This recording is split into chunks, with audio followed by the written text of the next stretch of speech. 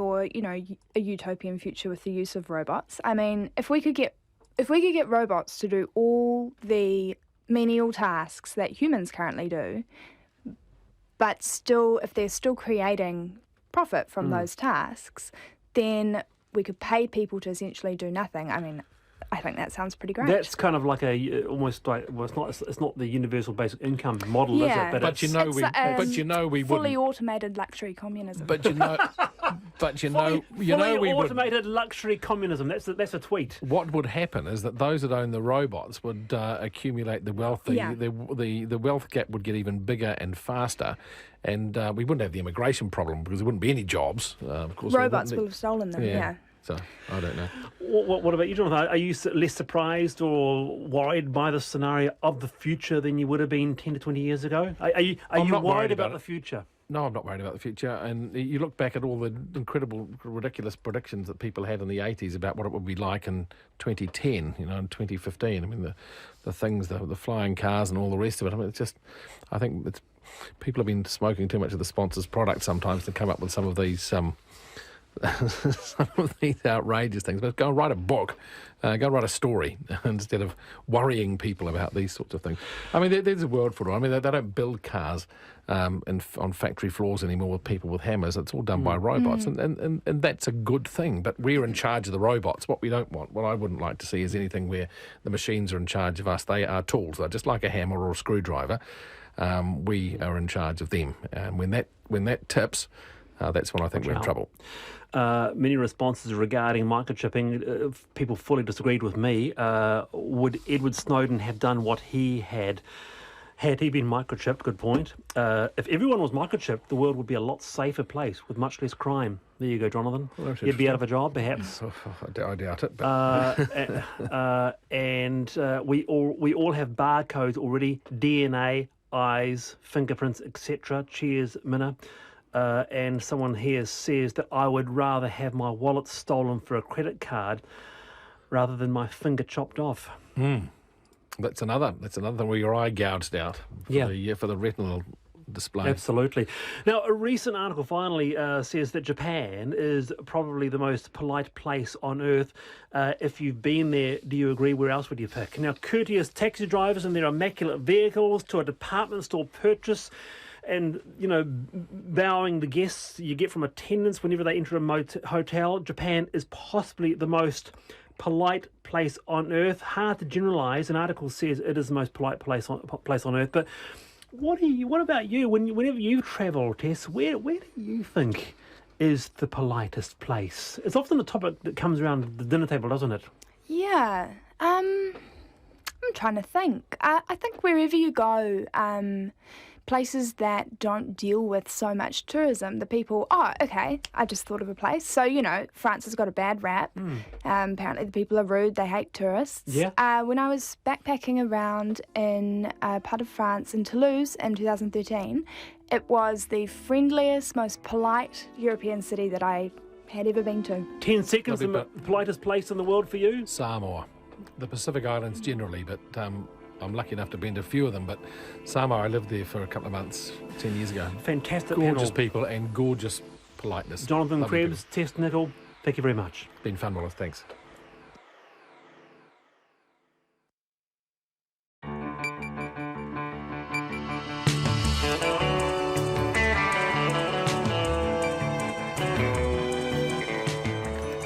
Kia ora everyone. Tonight on Checkpoint, the government's immigration announcements, the politics of who gets in and who stays out. Excluded from yesterday's historic pay equity settlement, parents who care for their disabled children say, hey, what about us? An Edgecombe business owner who suffered $250,000 in flood damage will receive just $2,500 in the government support package. What does North Korea want, and is a US-led airstrike an appropriate response? Britain goes to the polls, the con man who couldn't persuade the parole board, plus part 2 in our series on water quality in New Zealand. All of that and much, much more coming up in the next hour and a half, beginning with the Pips and then Katrina with the news.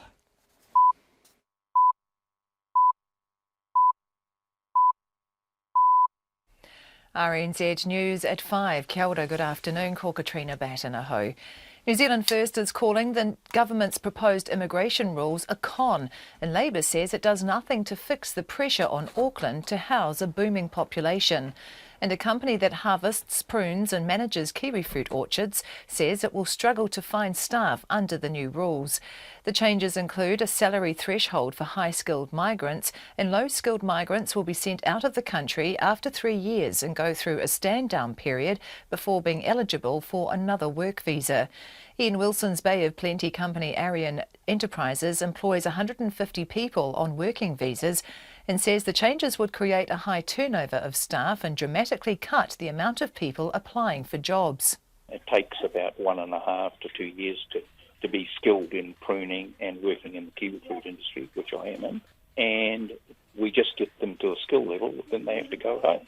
Ian Wilson says he wishes he could employ New Zealanders, but no New Zealanders have applied.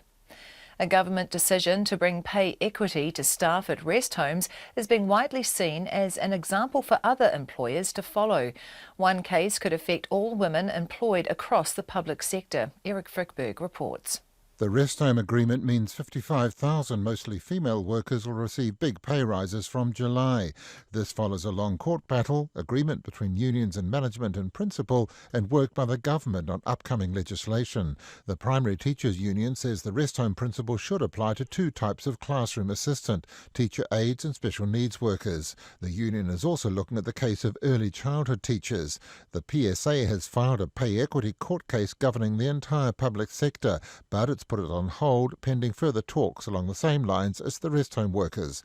The nurses' organisation expects to hold further talks once it sees details of the pending legislation. This is Eric Frickberg.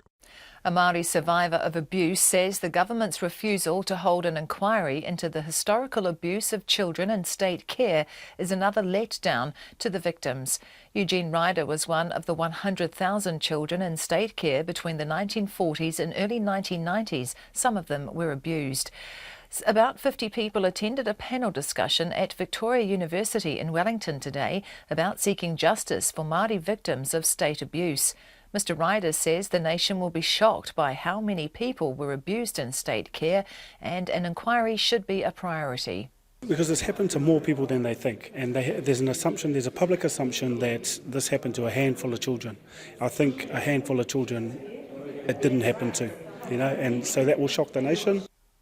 Eugene Ryder says people are reaching out to him on social media with their own stories of abuse in state care.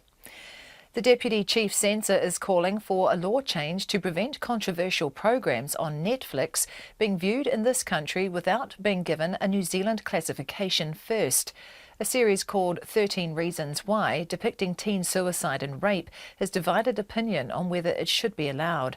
Jared Mullen says Netflix stopped submitting its content to the censor in August after realising there was no legal requirement to do so. It does reflect a current gap in the law. And I think a lot of this could have been avoided, and clear information could have been provided to New Zealand families and young people right from the start if the content was required to carry a New Zealand label right from the start. The Deputy Chief Censor, Jared Mullen. A 5.1 magnitude earthquake struck near Gisborne this afternoon. GeoNet says the earthquake struck just after 3 and was centred about 30 kilometres southeast of Matawai at a depth of 29 kilometres. Hundreds of people have reported feeling the shake. Christchurch Central MP Nikki Wagner says a major inner-city housing development will help keep the city's house prices affordable.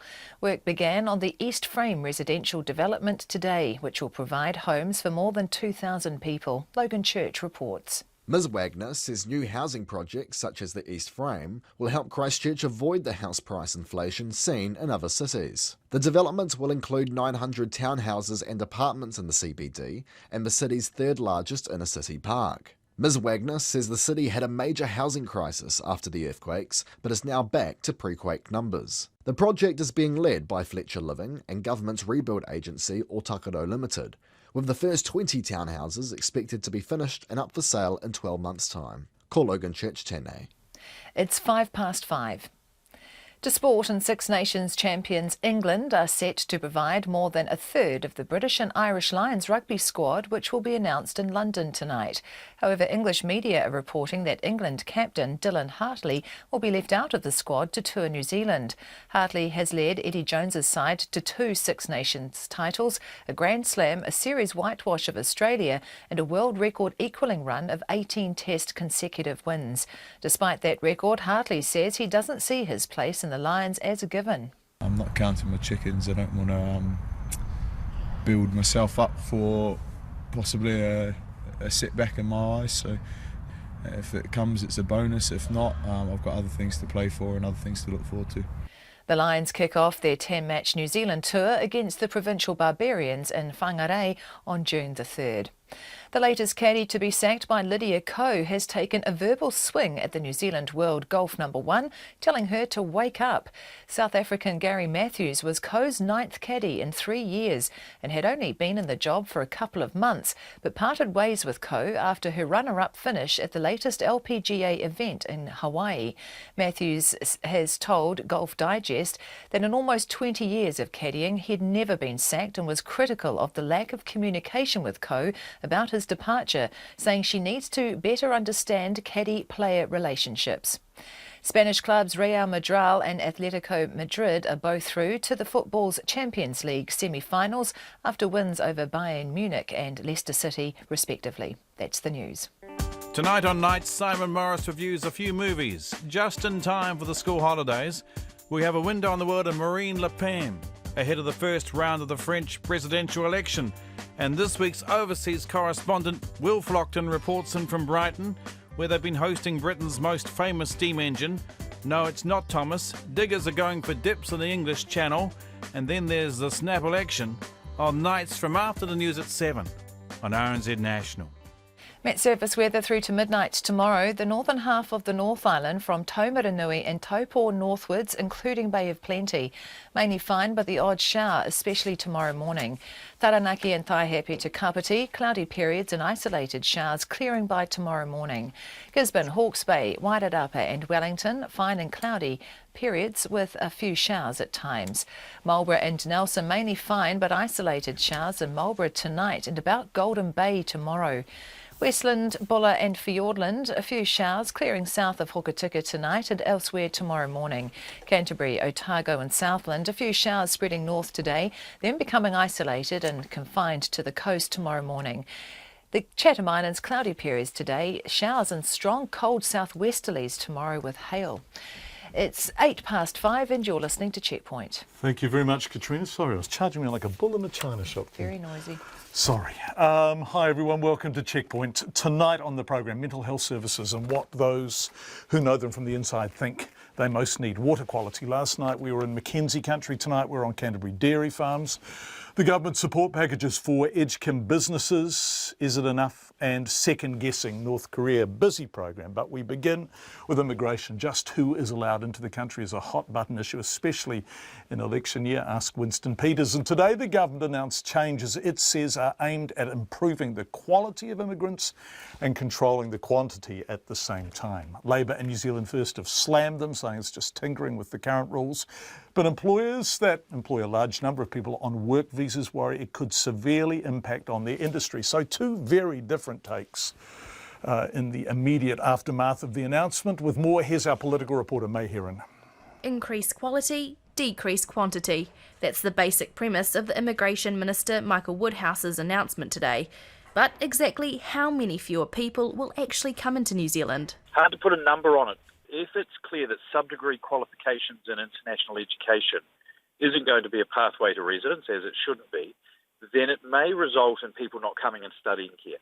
Alternatively, it may result in them coming and studying higher quality degrees.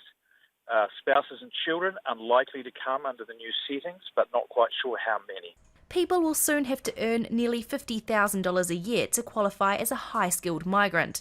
Anyone earning under that amount will be kicked out of the country after 3 years.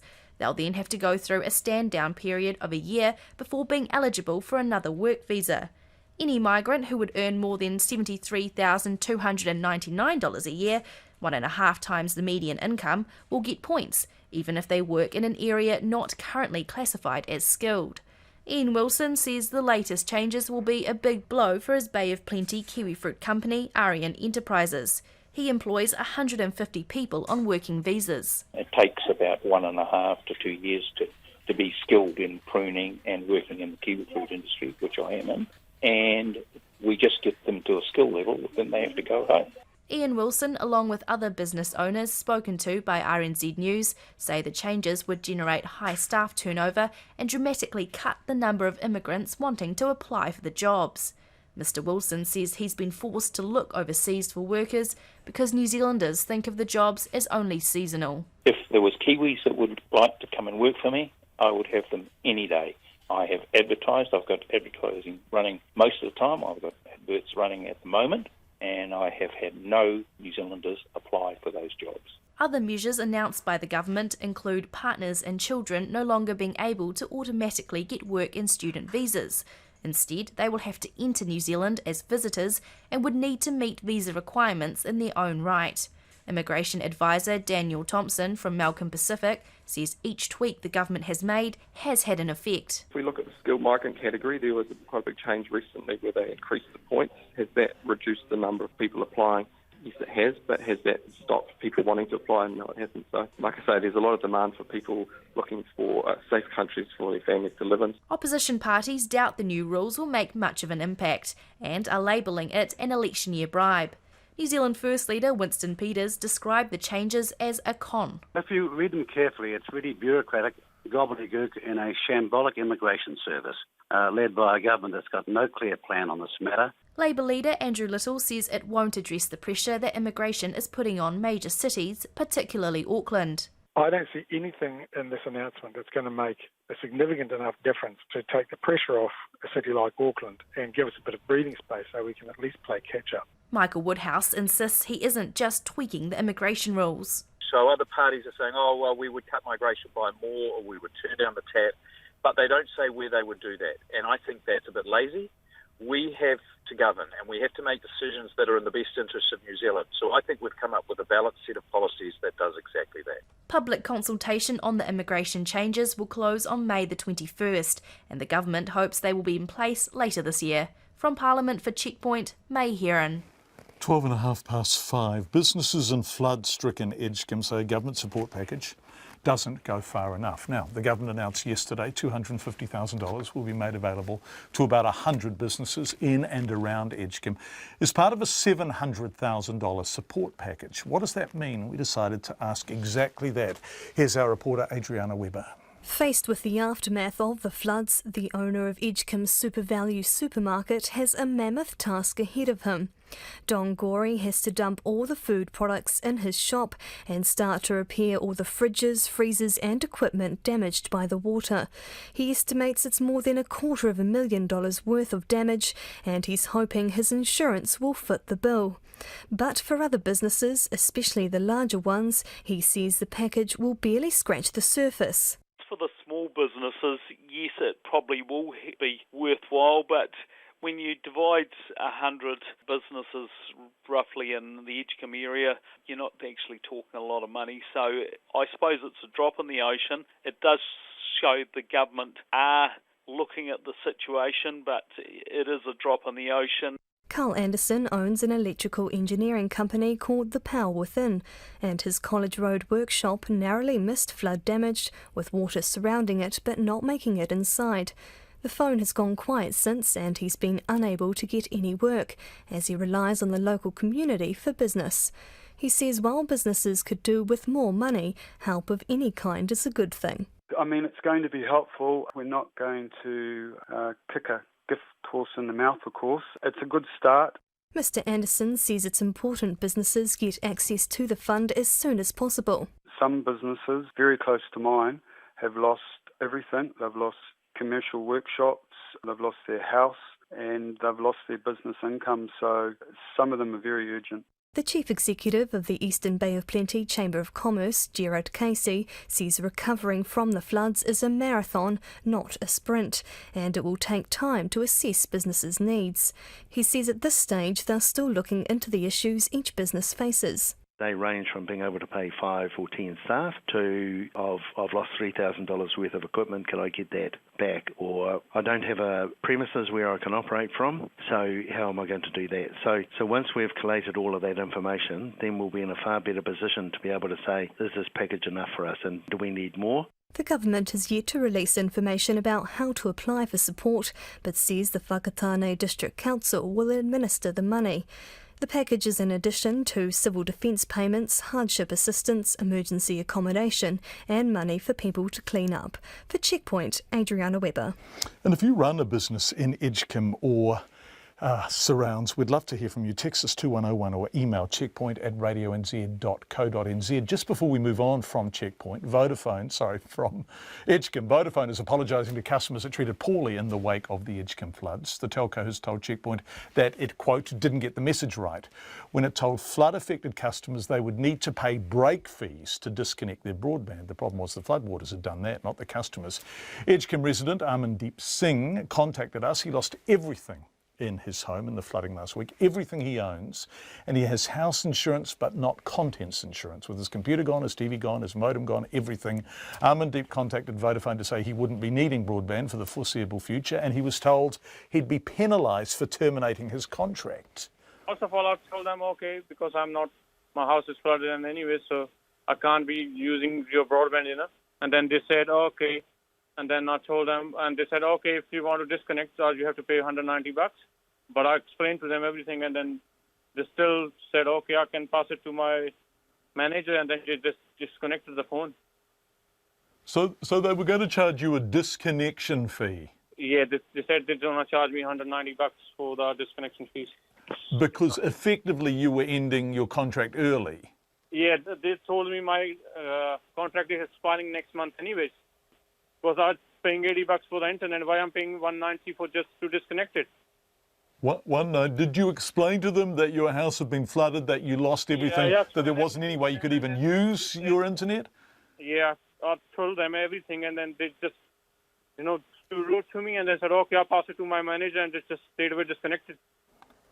Vodafone has now resolved the matter with Amandeep. Vodafone apologised and told Checkpoint this afternoon that it's absolutely not its policy to charge break fees in the event of a natural disaster. Once again, we'd love to hear from you if that has happened to you too.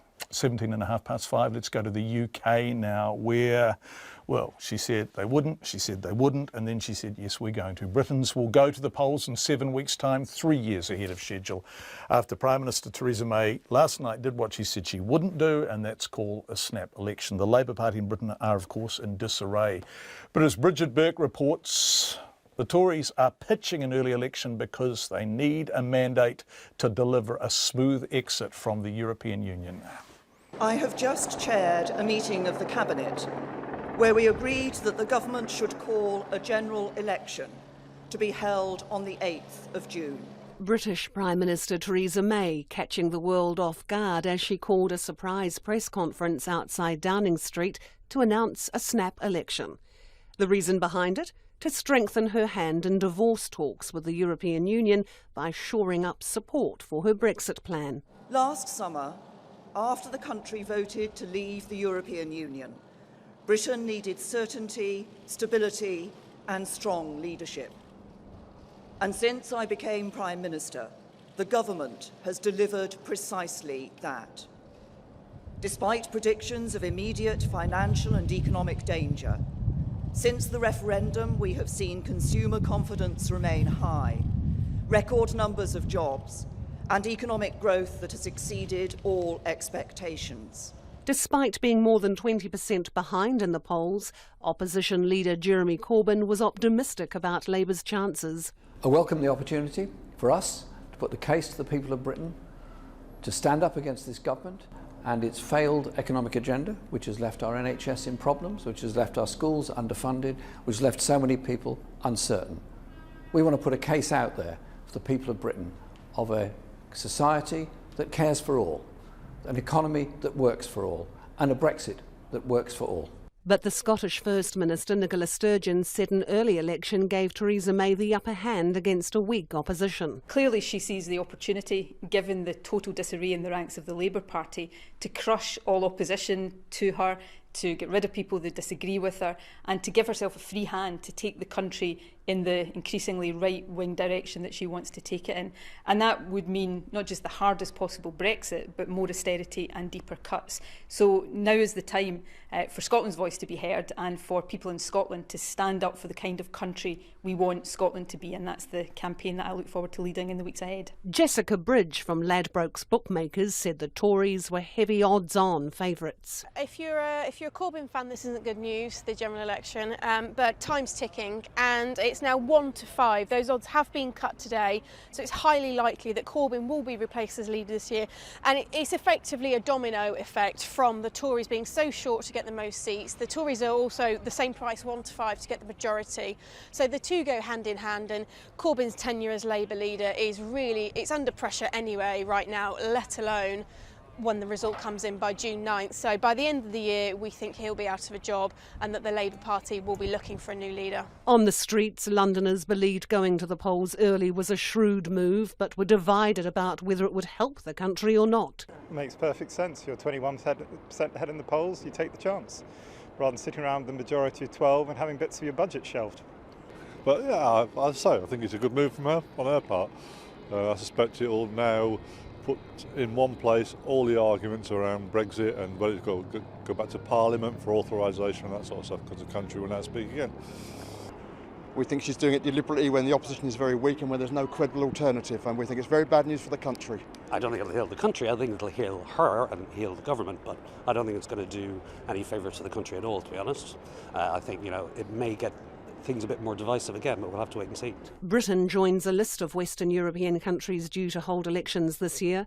Votes in France in April and May, and in Germany in September, have the potential to reshape the political landscape. For Checkpoint, Bridget Burke.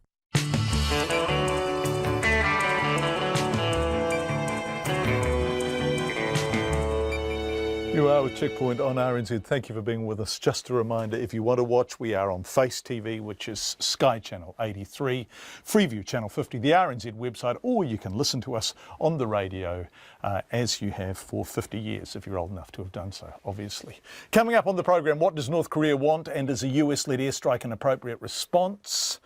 We have a real expert on that, and controversy over the New Zealand classification of Netflix series 13 Reasons Why, 13 Series Why, depicting teenage suicide and rape. We'd love to hear from you in any way you choose about any of the things we are covering tonight. You can text us on 2101. You can email checkpoint@radionz.co.nz. We're on Facebook, of course, and also on Twitter. Yesterday's historic announcement of a pay equity settlement giving 55,000 care and support workers $2 billion extra over the next 5 years was welcomed by almost all in the sector, including, interestingly, those who'd previously opposed it all the way to the Supreme Court. But those outside the 55,000 include caregivers within families, and one of them is Cliff Robinson. Cliff is an 80-year-old pensioner who's cared for his disabled adult children single-handedly for almost 50 years and who led the campaign for family members who are primary caregivers to be paid. He says he's contacted the Human Rights Commission after being excluded from yesterday's pay equity settlement. Now, Cliff Robinson's children are 50-year-old Marika and 48-year-old Johnny. They suffer from the neurodevelopmental disorder microcephaly. And while they attend an IHC centre between 9 and 3, he is their full-time caregiver. Mr. Robinson told our reporter Zach Fleming he's battled for more than 18 years to be paid a reasonable wage for caring for his children at home. And yesterday's decision to exclude parents who care for their disabled children is a real slap in the face. I felt a sense of worthlessness. I just thought, how could they be so mean and so, well, particularly mean-spirited towards us? What have we done wrong? As parents, what have we done wrong? It seems as if the ministry has got a snitcher on the parents for taking a court case and getting just a little bit from the government to look after their sons and daughters. And they have been, ever since we won the case nearly 5 years ago, they've made the position hard. And I can't understand their attitude. Surely they should be rejoicing in what we're doing and say, well, it's a load off our mind, and somehow they think they'd be better off in care, but ask my son and daughter where they'd rather live. And if you go to the arts centre, the other people that are in homes always want to talk to me and touch me, because they don't get that. Not that the caregivers are not good, But it's that, they're a bit jealous of the personal hugs and the touches that, I give Rita and Johnny. You've been fighting this for 18 years now? This case, really, but I've looked after Rita and Johnny for Rita's 50 and Johnny's 48. So this isn't just a feeling that you've developed overnight. This is after a lot of conversations with a lot of different observations people. And I know that, there's no place like home. There's nobody can give my daughter a kiss like I can. There's nobody can give my daughter a hug like I can. I mean, a male caregiver can't give a girl a cuddle. I mean, it's inappropriate these days, Yeah. So, there's those little things that mean so much. I put through a couple of questions to the Ministry of Health just earlier to ask if people like you were ever considered for this package yesterday, and if you were, why were you not included? And they replied that the consideration was there, but you weren't included because the current package already exists. So you're laughing. Why are you laughing? I mean, what other group of people in New Zealand is legislated to only get the minimum rate? I mean, I'll put that to the ministry. There is no other group of workers in New Zealand that are condemned to the minimum rate forever. That's what the legislation says. We can't get anything but that. I mean, surely that's indefensible. It's immoral. I mean, I can't understand how the Ministry of Health and members of Parliament can allow this to continue. Why can't they just have an amendment to the Act which takes away that, and then they could give it to us as well as the workers that got it yesterday? I mean, now I'm going to take my son and daughter to the IHC, and their workers are going to get $22 an hour, and then I'm going to bring them home and get $14.75. How much did you say? $15.75. $15.75. Yeah. I mean, it's ridiculous. Ridiculous. We don't want an arm and a leg. We don't want double time and sleepovers and anything else.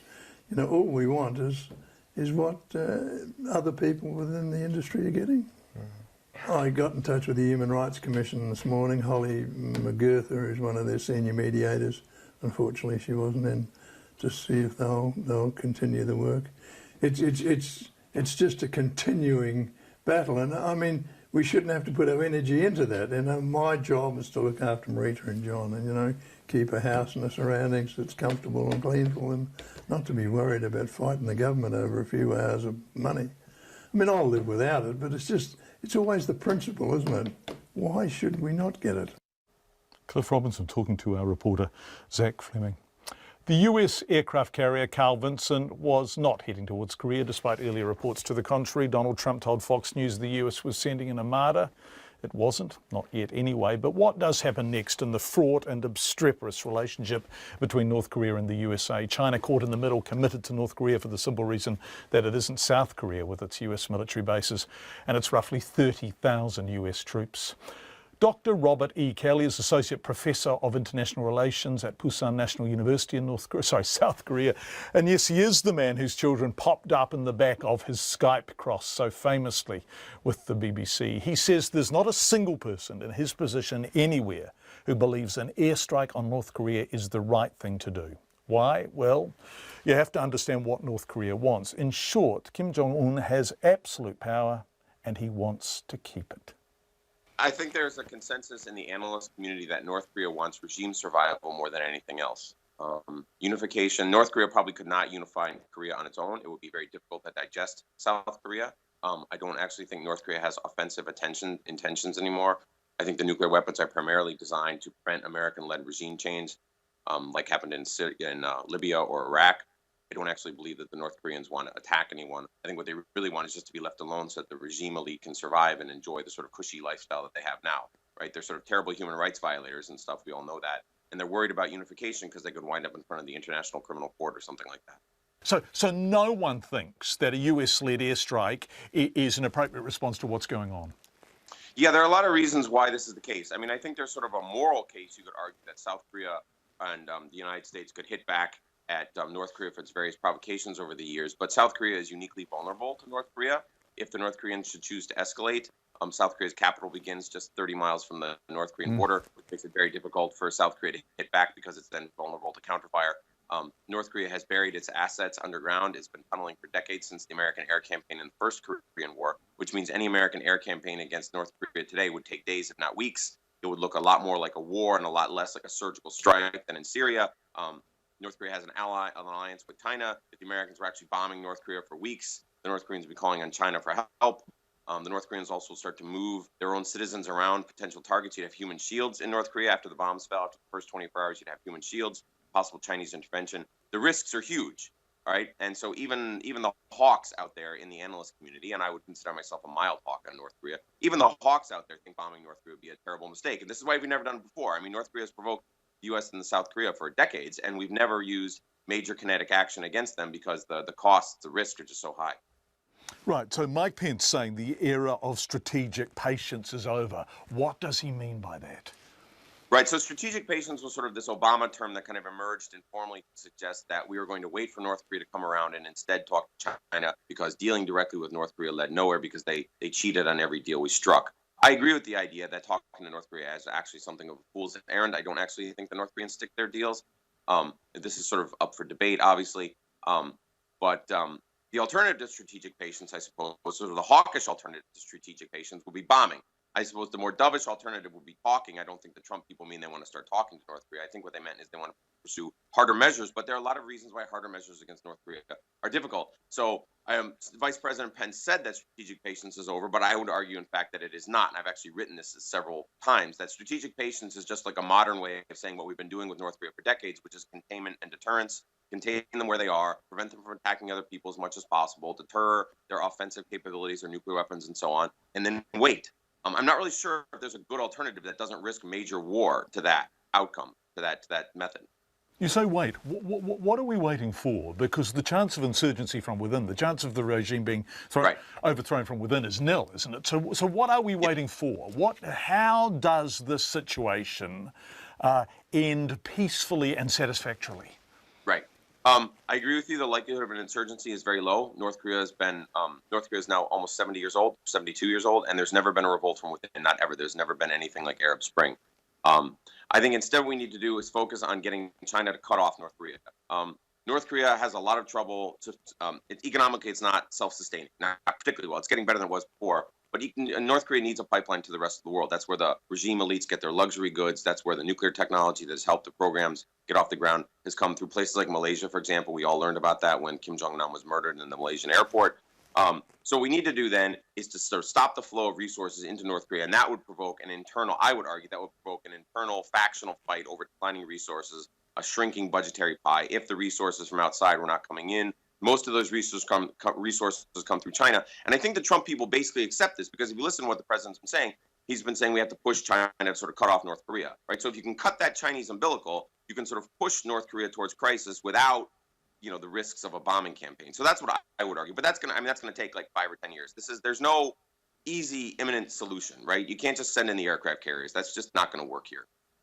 Dr. Robert Kelly talking to us earlier this afternoon. It's 27 minutes to 6. You're with Checkpoint coming up. Nona with Business News, Katrina with the headlines.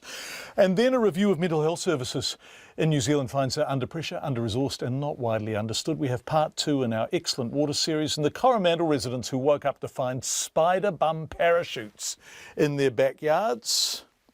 But first, here is Katrina with the headlines. I never thought I'd hear that on the Checkpoint. Opposition parties say the government's proposals to tighten immigration are a con and won't help Auckland's housing crisis.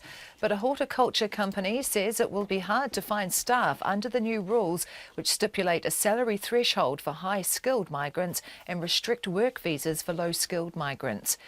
A government decision to bring pay equity to caregivers at rest homes is being widely seen as an opportunity to pursue similar settlements for other female-dominated occupations. The public sector, primary and early childhood teachers and nurses unions are all considering pursuing pay equity claims. The Deputy Chief Censor wants a law change to stop controversial programs about suicide being viewed online here without being given a New Zealand classification first. Jared Mullen says Netflix stopped submitting its content to the censor last year after realising it was not legally required to do so. A Māori survivor of state State Child Abuse says the government's refusal to hold an inquiry has again let down the victims. Eugene Ryder told a panel discussion in Wellington today the nation will be shocked by how many people were abused in state care. Federated Farmers is rejecting the Environment's Court call for a moratorium on sales of leasehold Crown land in the Mackenzie Basin. The court criticised dairy conversions in the region and recommended stopping sales of leasehold Crown land, but Federated Farmers' William Ralston says environmental protection could be factored into the tenure review process. And Canterbury dairy farmers are pinning their hopes of reducing the environmental impact of their cows on injecting fresh water back into the ground. Managed aquifer recharge is being trialled in the Hines catchment in Canterbury, where nitrate levels are some of the region's highest. Those are the headlines. I'll be back at 6. Thanks, Katrina. We've got more on that water story coming up, and also we've got mental health in New Zealand and that Netflix series. But first, Nona. Hello, Nona. Hello. Spark shifting out of its ageing telephone network to a next generation digital network. Next generation, that's so 21st century, that phrase, isn't it? Did you love that? Well, I suppose I do. I mean, what does it mean? They hardly like to go back they hardly like to go back to a previous generation digital. I mean, yeah. Well, the reason they're moving ahead is because the legacy system, that's the one that's been in existence for, I guess, a long time, is old. They can't even get spare parts for it, and the people they need to do the work don't really, the skills are not there anymore because the system is so old. So they're replacing it. All those poor chorus contractors driving around in their vans. Well, now that's different, right? That's okay. the lines under the... Okay, See, right. this is not the lines. This is the network. So it's sort of like, there's 400 locations. Who knew? Anyway, they're going to be able to take these locations, decommission them, and then bring it into a centralized point, which is going to save them in the long run in power and maintenance costs and what have you. In terms of the service to consumers, most people are not going to notice any difference except when they switch it over, and it's going to be, they're going to try and time it so it's off peak, like the middle of the night, that kind of thing. For people who have old technology, so say an old house alarm or just a few different kinds of items that potentially are like old school, they may not work. Like an old FPOS, like a dial-up one, you know, every once in a while you come across that. You know, it's pretty rare. These days we all want to use the wave, don't we? I mean, come on. So it's not going to be a huge disruption for consumers. Right, and so Spark advancing this is a win-win. First of all, they are upgrading. Secondly, they're going to provide us a better service. And thirdly, they're reducing costs over the long term in terms of maintenance. Well, because of the saved power and then the maintenance. Now, of course, it's not going to happen overnight. It's going to happen over the next 5 to 10 years. And the planning for it, believe it or not, has been more than a decade in the making. True. Right. So there you are. I asked them how much it was going to cost. They wouldn't tell me. They said it's part of their budget, so never mind. They'll be fine. They're not planning to spend it all in one big whack anyway. Right. 5 to 10 years. Yeah, so I expect it's going to cost a pretty penny, but they're not saying how much. Just that they've already budgeted for it. Well, anyway, so that's that. Now, what else do we have? The markets. Tell us about the markets. And we're going to talk about the pound tonight, right? Oh, okay. Well, I can't talk too much about the pound because, you know, currency moves so much. But we do know that there was a call for a surprise call for an election in Britain overnight. Well, yesterday, so to speak. So, yeah, that actually sent the pound soaring. I guess some people think that I'm not sure why they think that. This is hypothesis by me, but the Tories are regarded as such a safe bet. The market's like the Tories, ergo people are buying the pound, right? Well, they've been wrong before, John. Yeah, spectacularly. I wouldn't be betting on currency markets myself, although I know there are people who do, and often it doesn't work out in their favour, but never mind. Well, Brexit being the case in point. Yeah. So the pound went up, did it shot up? It did, actually. So yesterday around this time it was, 55.8 New Zealand. Today it's 54.9, so there's the difference. It's quite substantial. The Australian dollar, 93.5 against the New Zealand, and 70.4 US cents. So we're a lot stronger against the US currency today, and that's partly because the market is still digesting what Donald Trump was talking about when he thought the dollar was too high and he thought that the Fed should go easy on U.S. Interest rate hikes. And anything that unsettles the market somehow seems to be reflected in the strength or weakness of the New Zealand dollar. What did the share market do before you go? Well, Ended down 0.2% by 15 points to 7,219. And we'll be keeping an eye on that pound for you, John. Nona Peltier, thank you so much. Nona, who joins us in the Auckland studio. It's coming up to 20 to 6. The classification of a controversial series on Netflix depicting teenage suicide and rape will not be known until next week. 13 Reasons Why is a series about a teenager called Hannah Baker, who commits suicide and leaves behind 13 tapes, one for each of the people who, she says, caused her to take her own life. The New Zealand Classification Office is now calling for a law change for mandatory labelling of overseas programs so future controversial series are well labelled before the public can watch them. Since its online release a fortnight ago, the series has really divided people on whether it raises awareness of suicide or puts young people's lives at risk. Jessie Chang has more. The Classification Office says a current gap in New Zealand law means overseas programs don't need to carry a classification label before New Zealanders can watch it. Deputy Chief Censor Jared Millen says Netflix began the process for a New Zealand classification for the series in August last year, but stopped after they found out they weren't legally required to do so. I think a lot of this could have been avoided and clear information could have been provided to New Zealand families and young people right from the start if the content was required to carry a New Zealand label. Mr Mullen says 92% of New Zealand parents pay careful attention to classification labels before they allow their children to watch certain programs, and the law needs to change. The Mental Health Foundation says the program should have never been released because it sensationalises and glamorises suicide. Its chief executive, Sean Robinson, says the themes in the show 13 Reasons Why puts young people at risk. Luana King, who is 15, agrees and says the series could portray suicide as a trend in popular culture. Other shows could start doing the same thing, and it could impact on the social media. When people see it, they could be influenced to do things like that, and also they could be hurt because they're going through it as well. However, other teenagers say the series is creating positive discussion about a taboo topic. It raises a huge issue that's not really widely talked about, especially in New Zealand. It's showing you the reasons why people go into a state like that, and they're telling people that you can talk to people and try to get over it.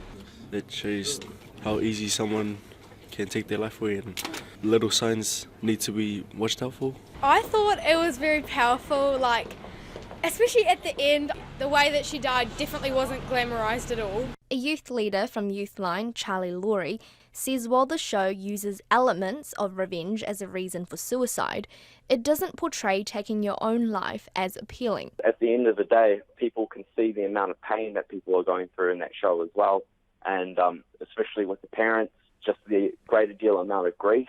The Classification Office says they have notified Netflix that they will be giving the series a New Zealand classification. They say it will be released sometime next week after feedback from mental health and sexual abuse experts and young people who have watched the series. For Checkpoint, Ko Jessie Chang Aho. A review of mental health services in New Zealand has found they're under pressure, under-resourced and not widely understood. The People's Mental Health Review was an action station response to funding cuts announced last year to mental health services across the country. Crowd-funded and crowd-sourced, its intention was to hear from users and practitioners about what they want and what they need. Released this afternoon, it's already received support from Labour Party leader Andrew Little, who says its key recommendations must be listened to. Now, they include an urgent funding increase, an independent inquiry and independent oversight. Professor Max Abbott wrote the foreword to the report. With decades of experience, he's head of AUT's Faculty of Health and Environmental Sciences and co-director of the National Institute for Public Health and Mental Health Research. His foreword commends the report and says it collates direct accounts of the lives and experiences of a wide spectrum of New Zealanders. It's 500 stories from people throughout the country, sort of all walks of life, really. Most of them were people who have directly had access to mental health services or have tried to get access and not been able to. But it's also professionals, mental health workers in the services, as well as family members, both of service users and also of mental health workers. And the vast majority of them, well over 90%, pointed to shortcomings and deficiencies. A number of the remainder mentioned positive things. Probably the way this was set up, you were more likely to elicit responses from people who are concerned, and it's important to put it in perspective, because many people do access services and many people find them satisfactory and benefit from them. Having said that, this does point to a number of deep-seated concerns, and frankly they're concerns of long standing. I mean, things like the difficulty accessing appropriate and timely services. You often have to wait for weeks, or you have to create or wait until something reaches a crisis before you will get a response. A number of people were concerned about an over-reliance on medication and a lack of access to psychological therapies, peer support and other resources. A number of people were concerned about stress in the mental health professionals and the lack of resourcing. There was also some concerns about an over-reliance on compulsion and violation of human and patients' rights in some cases. And a number of people also commented about wider social conditions. Discrimination. That under-resourcing, sorry to interrupt, but that under-resourcing is so important, isn't it? And there's a very real sense that I'm getting from reading it at high speed that that's a double whammy, that people providing the services are taxed by under-resourcing because there's not enough of them to provide the services they would like to provide, and people who need the services, as you say, they're not getting the help they need as quickly as they need it or as intensively as they need it. Is under-resourcing the most serious issue facing mental health services in New Zealand? Well, I mean, I wasn't involved directly with the report. I was, asked if I would, speak at the launch and introduce it, and I was happy to do that and to put it into a wider context, because I've been involved with mental health issues in this country and globally for God knows many decades, and so I was happy to do that, and I share the concern of the people that contributed, that told their stories, and the people who compiled them. I share their view that we do indeed. It is time to have an independent inquiry, to take stock, acknowledge the good things, identify the gaps, and chart a way forward. And there is concern that the demise of the Mental Health Commission actually removed that independent oversight, and it hasn't really been replaced. And so there is a concern about under-resourcing. It's a difficult one. How long is a piece of string? But having said that, we have a situation here where senior ministry officials are pointing to extreme strain, increase in demand. They rarely do that. And so I think that's significant. We need to take note of it. Of course, there are lots of good initiatives. There are heaps of things I could point to that are very positive. But at the end of the day, the acute services seem to be severely stretched. There is an overuse, I think, of medications and lack of access to psychological and social therapies and supports. There's a disconnect between primary and secondary care in the mental health area. People with anxiety, depression, substance misuse, disuse disorders, and frankly, many of them are missing out on the help they need through primary care unless they can actually pay for it privately. And then also another disconnect between primary and secondary care. People with the more severe mental disorders, the psychoses, their life expectancy is more than 2 decades less than that of others, matched on age and gender and social situations. So, and that's oftentimes a response to other physical health issues that aren't dealt with properly, obesity and diabetes and cardiac issues and what have you. So, frankly, that's a scandal, and that's something else that needs serious attention. Professor Max Abbott talking to us about the report that was released this afternoon. We're going to go to part 2 of our series on water. Now, last night, the Mackenzie Country, tonight, Canterbury dairy farmers hoping to reduce the environmental impact of their cows by injecting fresh water back into the ground. The approach, called managed aquifer recharge, is being trialled in a part of the plain suffering the most from high nitrate levels coming off dairy farms. As Conan Young reports, the project's backers say it's already making a difference. Managed aquifer recharge has been trialled for the past 9 months over a 3 square kilometre plot of land near Ashburton. It's cost $750,000 so far, with the bill picked up by local councils and irrigation companies. The chairman of the project, sheep and deer farmer Peter Lowe, says the trial's location is deliberate. 75% of this area is either dairy or dairy support. The site was chosen because there's a historic high nutrient plume centred around or above Tynwald, and also the worst affected spring drains in the Flemington, Ashton area. Under the rules outlined in the Canterbury Water Management Strategy, Ashburton farmers in the Hinds catchment are required to reduce nitrate leaching into groundwater by more than a third on 2013 levels by 2035.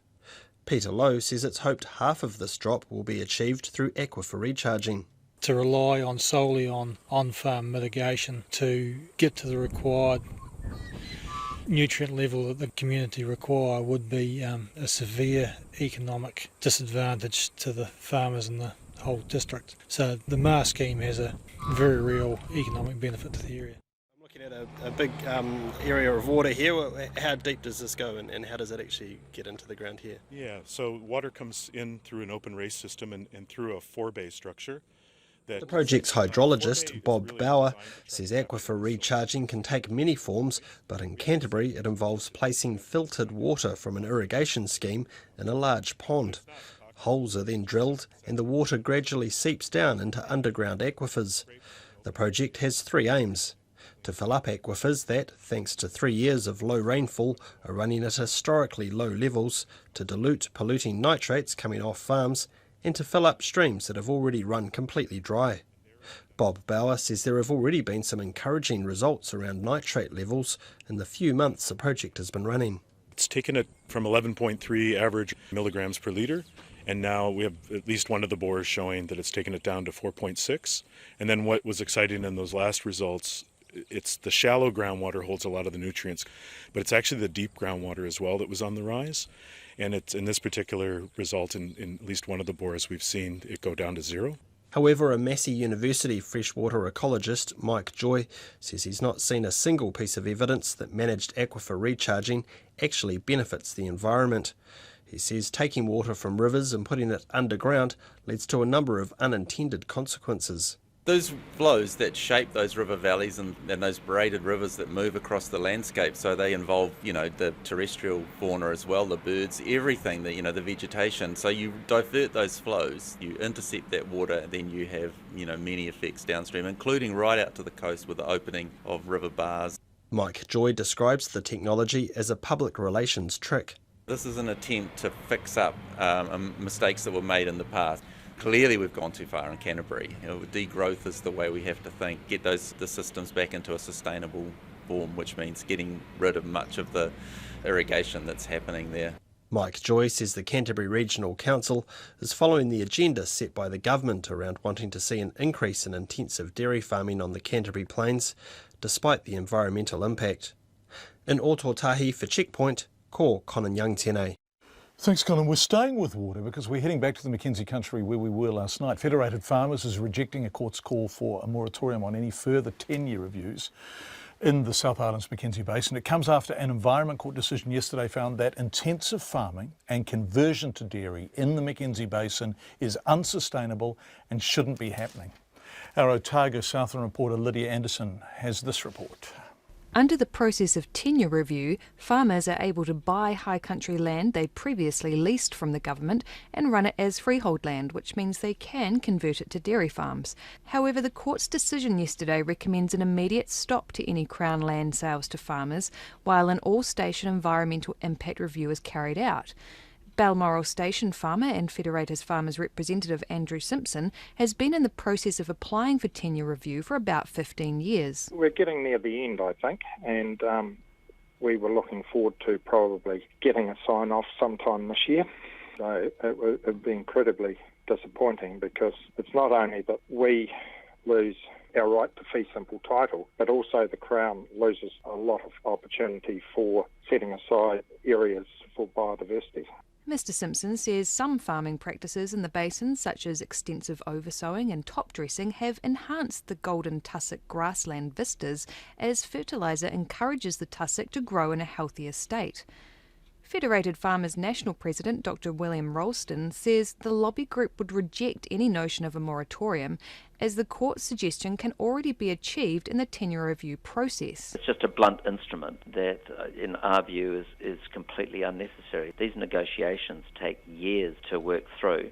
If the Crown thinks that there needs to be land protected on the flats that has not been protected or covenanted or whatever, they can put that into the negotiations, and the run holder has the ability to accept or reject the deal based on those negotiations. He says this latest decision is the 11th in a 10-year court battle.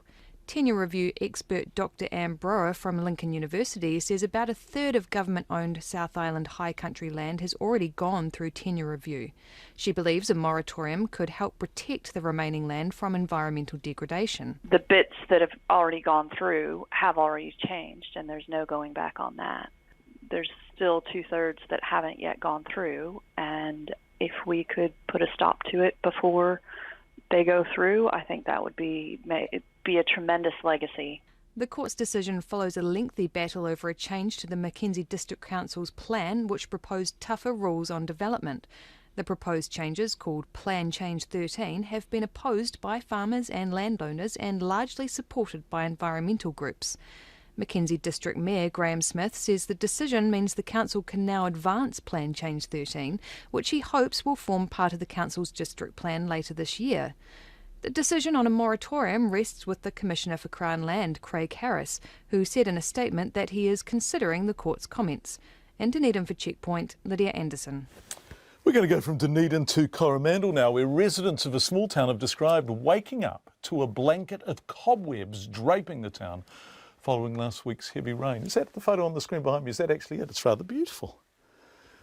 The natural phenomenon known as spider bum parachutes, I don't know if that's the scientific term, but it certainly makes sense, occurs when spiders seek higher ground after flooding, and who can blame them? They point their bottoms in the air, releasing silk to protect their fall. They drift away from the flooding, and Bob's your uncle. Turua resident Kathleen Cullen told our reporter Zach Fleming she woke up for the third morning in a row to find a carpet of spider webs across her lawn.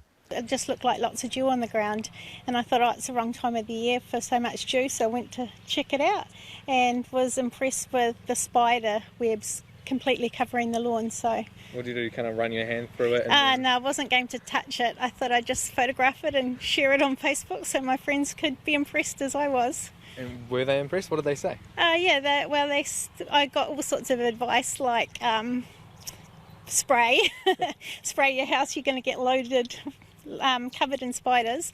Everyone's quite impressed. No one wanted to go walking on it. What did it look like? So we're radio and TV. So for people who aren't watching, what can you describe it?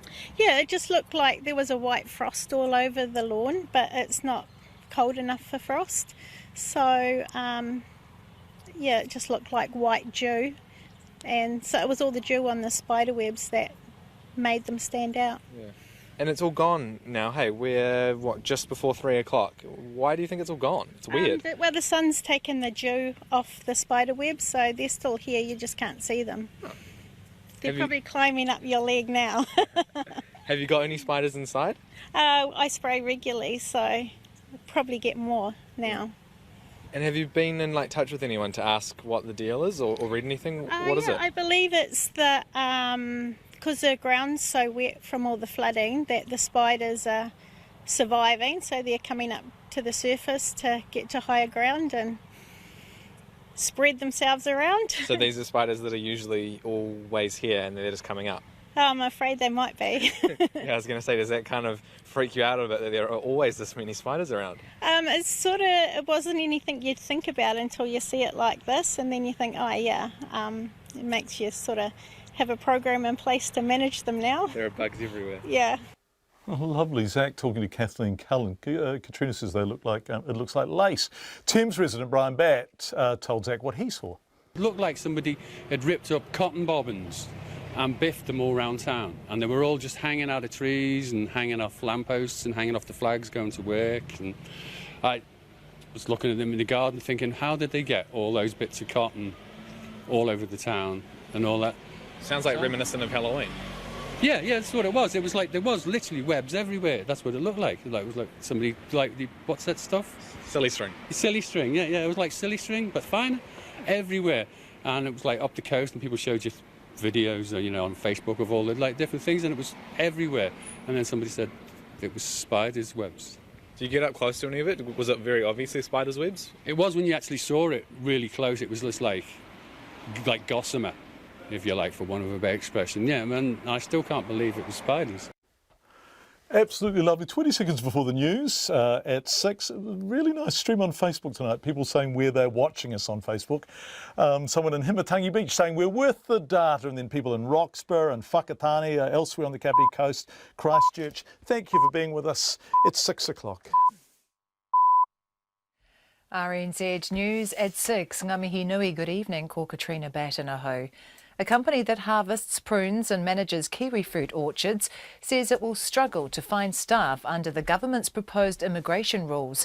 New Zealand First calls the rules a con, and Labour says it does nothing to fix the pressure on Auckland to house a booming population. Here's our political reporter May Heron. People will soon have to earn nearly $50,000 a year to qualify as a high-skilled migrant.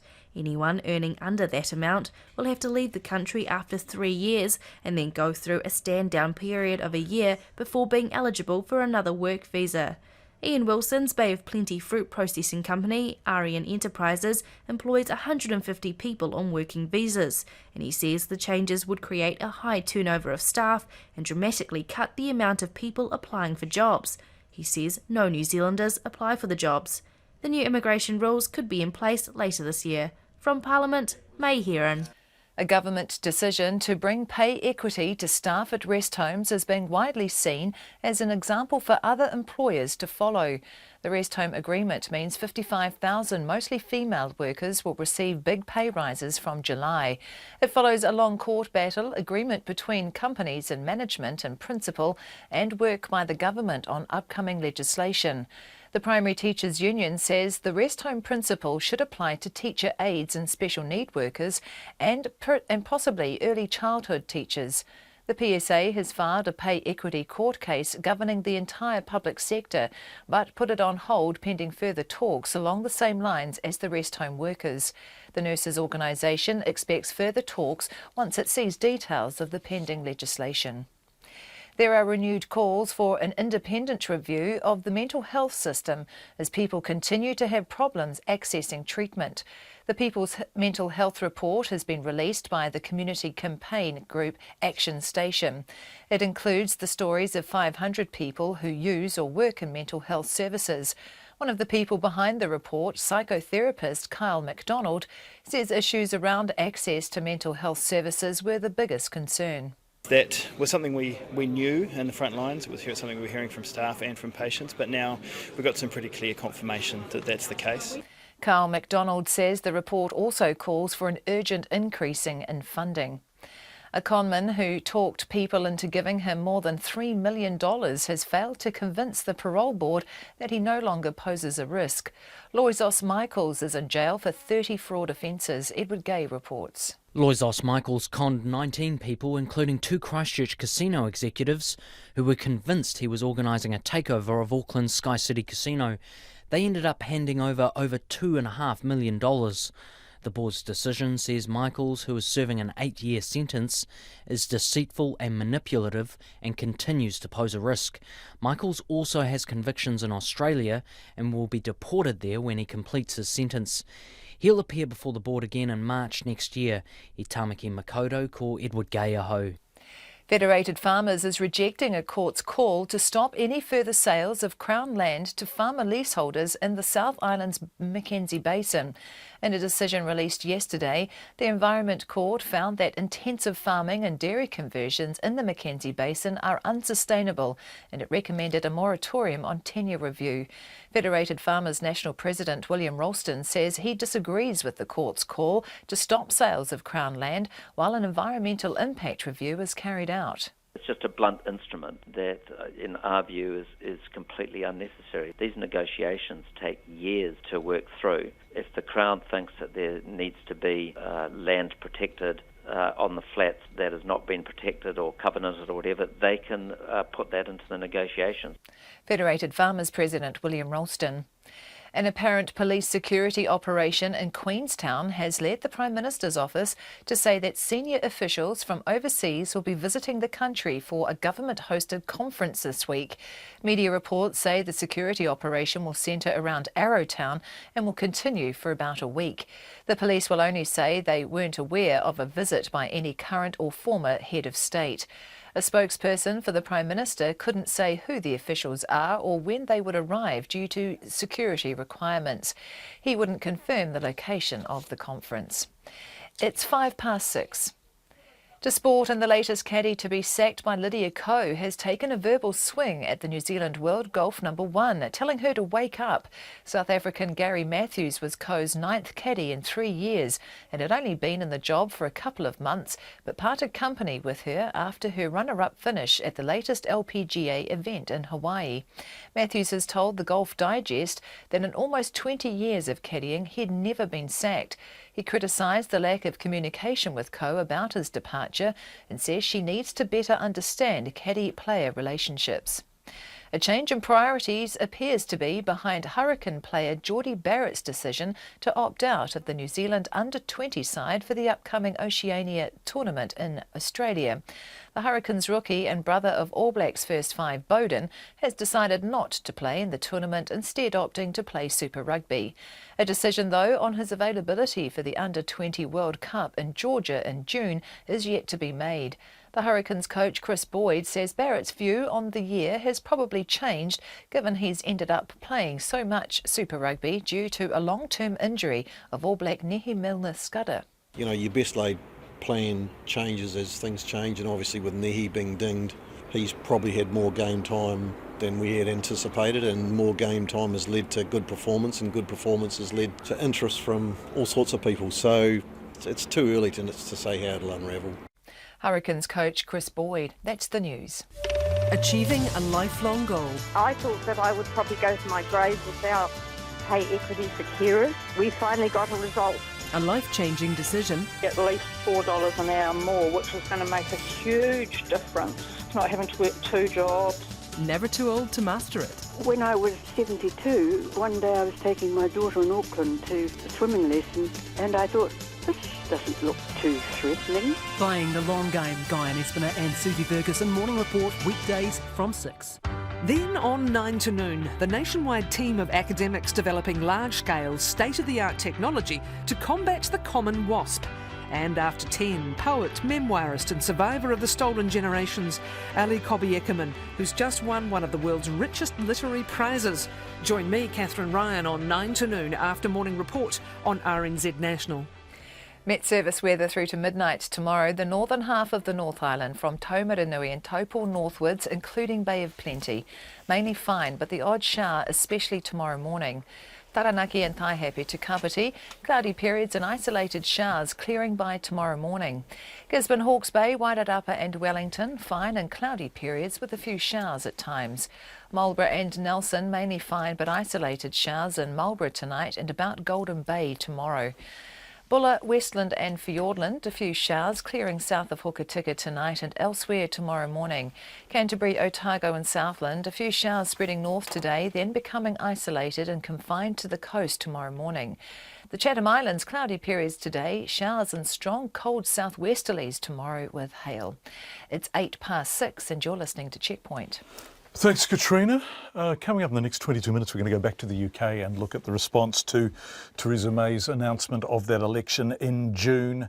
We're going to hear more of that story Edward Gay was talking about during the news of the conman who was before the parole board. We're going to have more on that and the Ohio gunman. But let's return to the story we began our program with tonight, and that is the government's immigration announcements today. May Heron filed a report an hour ago. That's now online. That had a mixed response, but now a South Island tourism operator is applauding the changes announced today to immigration rules, saying they'll make it easier for him to bring in workers from China. Amongst the changes announced is one aimed at the tourism industry, which means foreign workers working in jobs like outdoor adventure guides will be eligible for residency for the first time.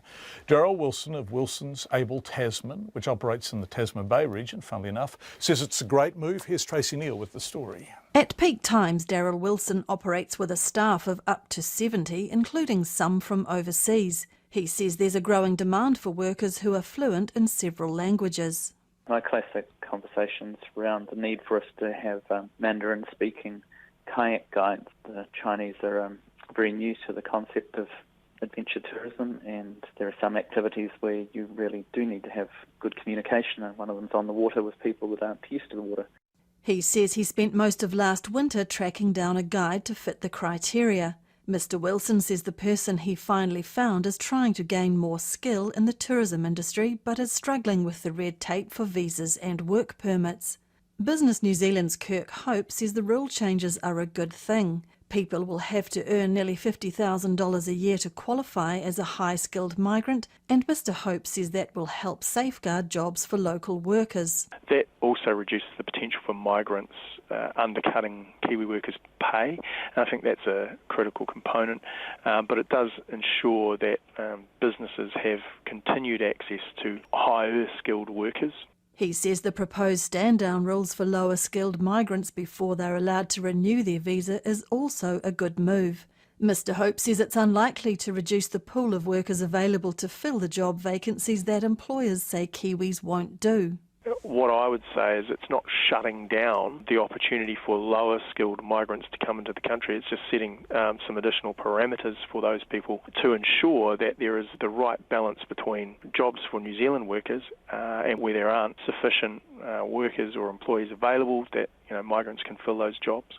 But a specialist immigration lawyer, Mike McMillan, says the stand-down period for low-skilled workers after 3 years is going to create some problems for employers. They're going to be put in a position where they will have a churning workforce.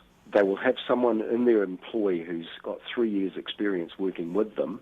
They will have to say to that person, I'm sorry, you're going to have to go now. I can't support you for another work visa. Mr McMillan says a lot of New Zealanders are ruling themselves out of jobs because of rigorous drug testing, which is why employers are looking for migrant workers. For Checkpoint, Tracy Neal.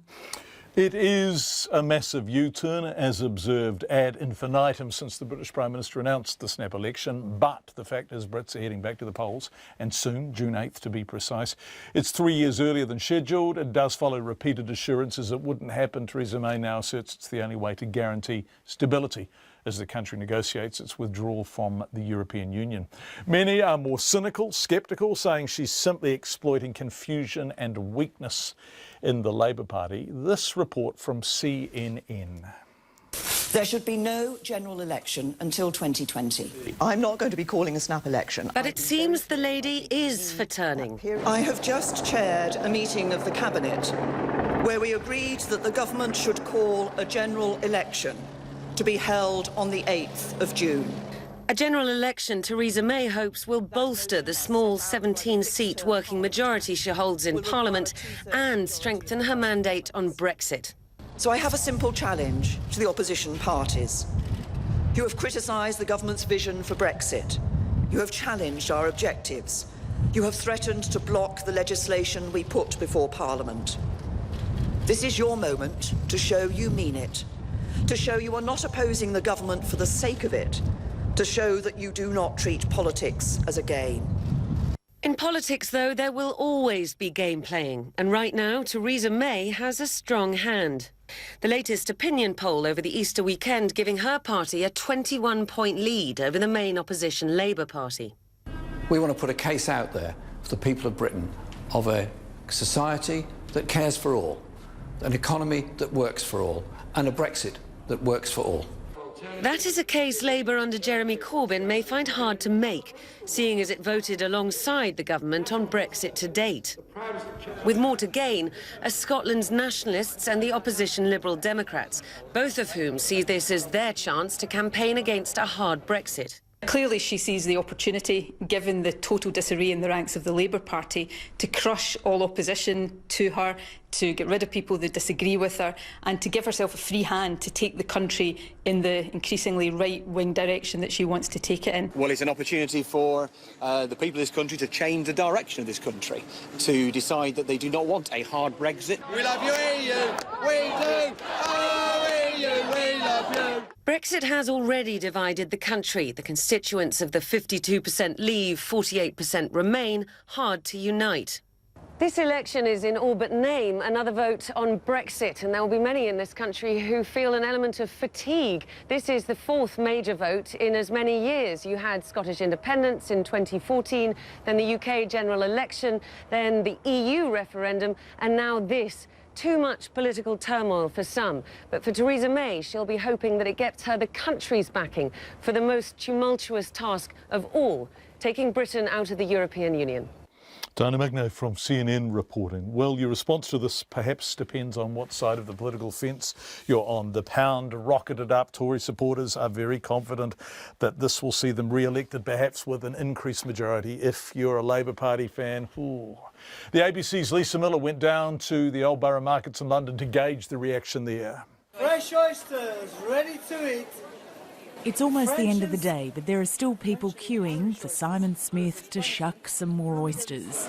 You like oysters, guys? Well, I don't even think about her. She's not in my brain at all. She's not there. Get rid of them and get some new people in. Borough markets near London Bridge have been around in one form or another for 1,000 years. A mix of gourmet foodies, trendy organic farmers and salt-of-the-earth fishmongers like Marielle McAtee, frying up scallops for the tourists. I have no views on her whether she wins it or not. I don't know if she'll win it, but it's the right thing to do. Ian Davies was taking a break between customers in his barber shop and not surprised at all by the latest twist in British politics. She wants to nail it down, doesn't she, against the Labour Party, because they're on the way down, really. But she said that she wouldn't call an early election, so do you think that people... She's smart. First of all, she was for Brexit, then she got Prime Minister. So, and then now she's going to do this, and they're all cunning, they're all deceptive. What do you think voters as a whole will make of it? Do you think they... I've had enough. Telling by the guys in the shop today, everyone's had enough. I think they just had enough from last year's nonsense still going on about the B word. You know what I'm going to say, that, the Brexit. I can't even bear that word. And everything else going on. I think everyone has had enough of everything. Everyone's gone too political. They need to chill out. Daisy Wally was wiping the glass tops of the ice cream cabinets, worrying about another 5 years of Conservative rule. I'm worried at the moment because the Labour Party doesn't seem to be very strong. It's, everybody knows it's divided. People aren't sure about Jeremy Corbyn's... What do you think about Jeremy Corbyn? What do I think about Jeremy Corbyn? I think he's a really nice guy. But Jeremy Corbyn's going to need more than nice guy status among voters to make a dent in Theresa May's popularity. Seamus, who was selling vegetables, was surprised by none of it. No, I don't think it did surprise me, really. I mean, it seems to make sense in some ways because she's in quite a strong position and she doesn't have much opposition at the moment, so I guess she's taking advantage of that, which is a shame for British politics, but there you go. Why is it a shame? Because I'm not a natural Tory voter, or even an unnatural one. But she doesn't have any credible opposition at the moment, so that's it. What fine political commentary from Seamus, ending that report from Lisa Miller. The borough market's up to 1,000 years old in one form or another, 6:17. The notorious conman Loizos Michaels talked people into giving him over $3 million, but he couldn't convince the parole board to let him out of jail. Michaels was sentenced to 8 years in jail after being found guilty of 30 fraud charges back in 2012. He told the parole board he was sorry for what he'd done, but in a decision released today, the board concluded Michaels was deceitful and manipulative. Our court reporter Edward Gay covered the trial back at the time. He was with the New Zealand Herald then. He's been looking at the parole board decision for us. He's now at RNZ, and I asked him who Michaels conned. He conned a lot of people, including these Christchurch casino executives. Now, he convinced them somehow that he was part of a takeover bid for Auckland Sky City Casino, that he was connected to this Chinese family that were about to do this huge takeover in Auckland. He promised the chief executive of Christchurch Casino, Stephen Littleton, a salary of $1 million. It started off, I think, at $1 million, but it ended up at over $12 million. Now, he also insisted that Mr. Littleton actually show some commitment and put some of his own money into this takeover bid. And Mr. Littleton set about doing that, and in the end, Mr. Michaels took over $1 million off Mr. Littleton. He was flashing cash around. Everyone believed Michaels was the real deal. Eventually, though, Mr. Littleton approached his friend, the National Party president and rich lister Peter Goodfellow, and asked him to get involved as well. Now, Mr. Goodfellow lent money to Mr. Littleton, but at this sort of restaurant meeting down in the viaduct, Mr. Goodfellow became suspicious, and he employed a private investigator to look into Loizos Michaels' past, and he basically uncovered the fact that Michaels was a fraudster. Michaels also had tried to con the All Black, or at least try and get involved with the All Black great Jonah Lomu, and he promised Lomu $15 million to sort of head this international kickboxing competition. Now, Lomu actually walked away. He didn't get involved. When nothing sort of came to fruition, Lomu just walked, and that was the end of his involvement with Michaels. The sentencing judge, at the end of this trial at the Auckland District Court, the sentencing judge, Christopher Field, described Michaels as a predator who was motivated by naked greed. What a remarkable case. 8 years, which is a long time for this kind of fraud, isn't it? So the book was thrown at him. Michaels, of course, consistent with his behaviour thus far, displayed no remorse whatsoever and blamed his victims, right? He maintained his innocence up until only 2 years ago, but he blamed everyone else. He even went so far as to say that he was somehow a victim of a serious fraud office conspiracy. Look, he maintained his innocence. He took his case to the Court of Appeal. Court of Appeal described his case as a sustained, ever-developing con. And yet he's only just changed his story 2 years ago to the parole board. Yes, as he's approaching the parole board. That's and right. So I'm not going to be cynical on national radio. I'm just going to ask you, what was the parole board's response to this change of heart and the sense that this is a reformed character? Well, the parole board saw this change of heart 2 years ago.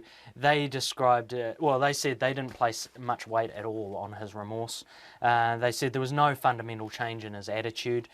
And 2 years on, the board hasn't actually changed its view on that.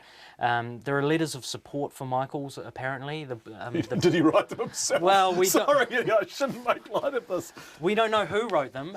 The board's decision, as is their custom, they haven't named who. They haven't said who's written these. They've withheld the names of Mr. Michaels' support people. And that's what they always do. And there's not much detail in terms of how far that support goes or where that support comes from. We just don't know. But they're not persuasive, obviously. Well, not enough to get him parole. The board says Michaels is still a risk to the community. The board found that he's deceitful. They said he's manipulative. They described him as a recidivist confidence trickster. And he continued to pose a risk, not just in New Zealand, but in Australia, where he also has convictions. Incidentally, once he gets out of prison, he's going to be deported back to Australia. And it said that Michael still has very little understanding of his risk factors, doesn't have a strong release plan, and he's due back before the board in March next year. Edward Gay, our court reporter, talking to us earlier, coming up to 6:23. The man who posted a video of himself killing an Ohio grandfather, posted it on Facebook, has taken his own life. Police say Steve Stevens turned his gun on himself when he was cornered after an employee at a drive-through McDonald's in the town of Erie, Pennsylvania, recognised him. The post of the killing stayed online for more than 2 hours. And Facebook founder Mark Zuckerberg has pledged to do all he can to prevent similar postings. Here's CNN's Gary Tuckman on how the manhunt ended. Units, PSP is behind a white Ford Fusion on Buffalo Road heading out of Westville into Erie. See if we can put some spikes down. The end, moments away for fugitive Steve Stevens. Police ended up ramming his car with one of their vehicles, and instead of surrendering, he shoots and kills himself. I want to officially announce that the search for Steve Stevens has ended. But how was he caught? A diligent and courageous employee at a McDonald's drive-thru was his undoing. Tom Ducharme is the woman's boss. The drive-thru employee that was working at the time recognized him or thought, noticed that the car was Ohio tags on it and it was a white Fusion. And took his money and he pulled to the next window. Meanwhile, she stepped out of there and called the state police right away. The killer had ordered chicken nuggets and French fries. Basically just told him it was going to be a minute for his fries, which it wasn't really. We were just trying to make sure she got in contact with the state police. And he didn't want to wait for the fries, which was fine, but he took his 6-piece and didn't want any money back and headed out onto Buffalo Road. And about the minute he turned right on Buffalo Road, the state police was right behind him at that point. There was suspicion the murderer might be in Erie, partly because of reports of a ping received from his cell phone in the area. But as far as the Pennsylvania State Police, we had no direct knowledge of a ping. A more solid lead, this Erie casino, where Stevens had previously been seen. This statement issued before he was located. The gentleman has been here on property one time so far this year based on his carded play. On the street where the murder happened in Cleveland, Ardella Driscoll witnessed the killer getting away and feared for her safety. Today, I feel a little better because I'm thinking that he might come back and terrorize everybody. So I feel better. the fear in many Cleveland neighborhoods is now lessened, but the sadness for family members of Robert Godwin is not, as they prepare for his funeral. Authorities do not think Stevens killed anybody else, despite his saying on Facebook he did. The potential for more violence from him now over because of the quick thinking of a McDonald's employee.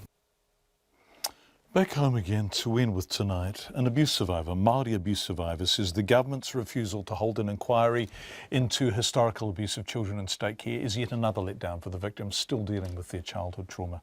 Eugene Ryder was only 11 years old when he went into state care, where he was beaten and sexually abused. He attended a panel discussion held at Victoria University in Wellington today, where calls for an independent inquiry were renewed. The Prime Minister Billingsley doubts an inquiry will achieve anything, a position that Mr Ryder told our reporter Lee Marama McLaughlin demonstrates the government still doesn't have his back. I've never expected to feel any love from the government, but I was surprised by their reaction, given the amount of support and publicity for independent inquiry, and I take the current government as somewhat pragmatic, and given that yesterday they announced $2 billion going into what I would consider unfair treatment of care workers, that they take the same stance with those that have been abused in state care, but they haven't. That's unfortunate. Since Eugene Ryder went public about being beaten and abused as a child in state care, he says lots of people have been messaging him on Facebook offering support, but also sharing their own tragic stories. He describes his response as shock and horror. Between the 1940s and early 1990s, 100,000 children were in state care. Mr Ryder says there needs to be an independent inquiry into the abuse he thinks many faced, but he's not holding his breath. There's a public assumption that this happened to a handful of children. I think a handful of children it didn't happen to.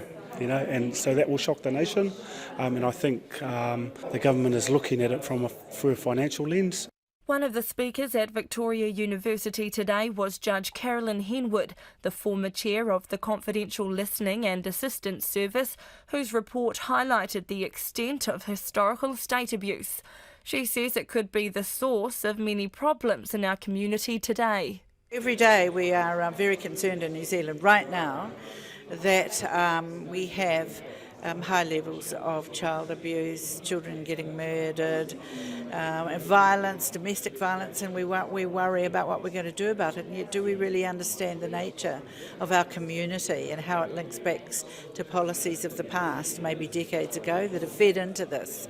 And, the creation of gangs, all of these matters and all of these issues have come from the past. The head of the Māori Women's Welfare League, lawyer Prue Kapua, says the government's response is a smack in the face for those victims who have come forward.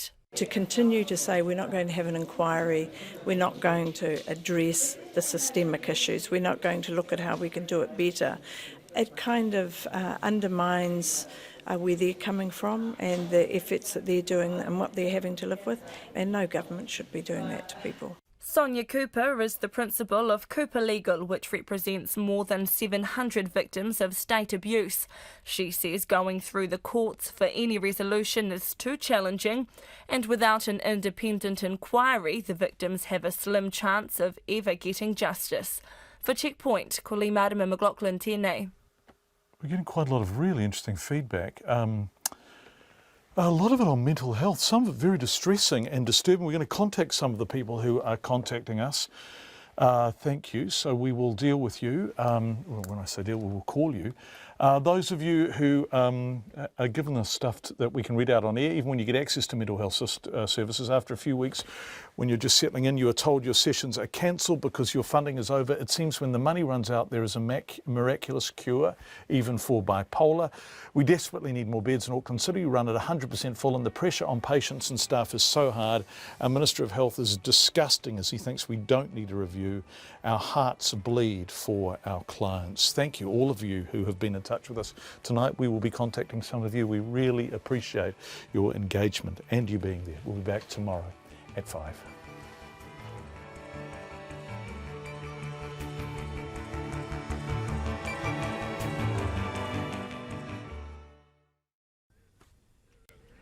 RNZ News headlines at 6:30. Unions say legislation to bring pay equity to rest home staff is an opportunity to increase wages for workers in other predominantly female occupations. The Labour Party says the government's proposed immigration rules are tinkering and do not address the number of people coming into the country. Dairy farmers' attempts to reduce their environmental impact by injecting water into the ground are questioned by a scientist who says taking water from rivers changes ecosystems. And the People's Mental Health Report has renewed calls for an independent review of the mental health system. Our next news and weather is at 7. This week on Inside Out with me, Nick Tipping, Phineas Newborn, Mary Lou Williams, and the lovely playing of my featured artist, pianist Alan Pass.